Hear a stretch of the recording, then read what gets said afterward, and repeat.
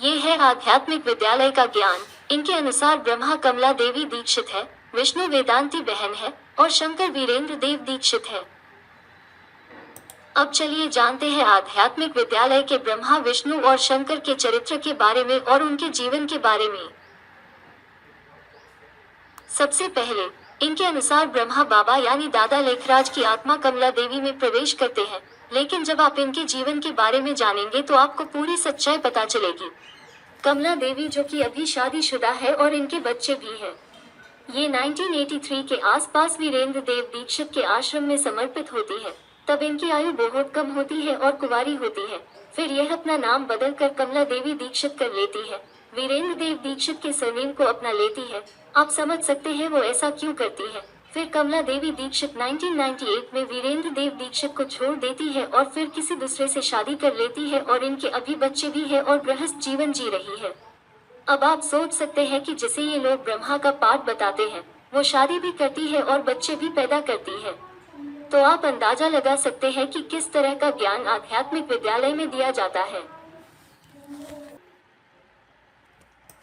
अब चलिए जानते हैं वेदांती बहन के बारे में।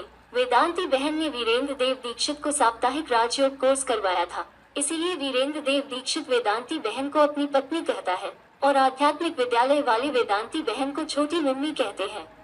आप समझ सकते हैं कि जिन्होंने इन्हें ज्ञान दिया उसे ही ये वीरेंद्र देव दीक्षित पत्नी कहता है। आप इससे वीरेंद्र देव दीक्षित की विचारधारा को समझ सकते हैं।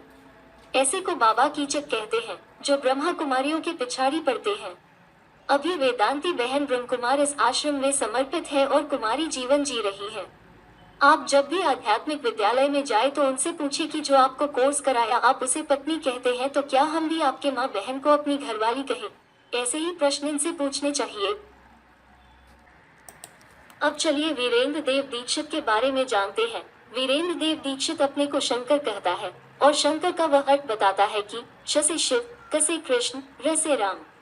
लेकिन उनसे पूछिए कि शंकर होता है कि शकर होता है, शंकर में न का अर्थ क्या होता है, तो वे बोल नहीं पाएंगे।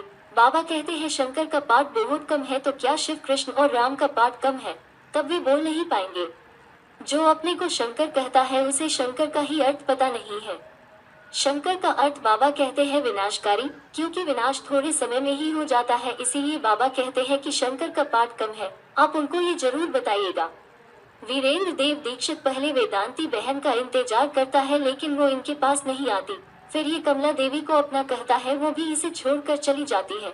फिर ये नीलम माता और अन्य बहन जिसे ये सूर्यवंशी की माँ कहता है, और ऐसे ही ये अपनी संबंध सबके साथ बनाते रहता है और कोई भी इसके पास नहीं टिकती, क्योंकि सभी इसके असली रूप को जान जाती है और फिर इसे छोड़कर चली जाती है। अब आप ही तय कीजिए कि आध्यात्मिक विद्यालय में कैसा ज्ञान दिया जाता है और उनके चरित्र और विचारधारा कैसी है।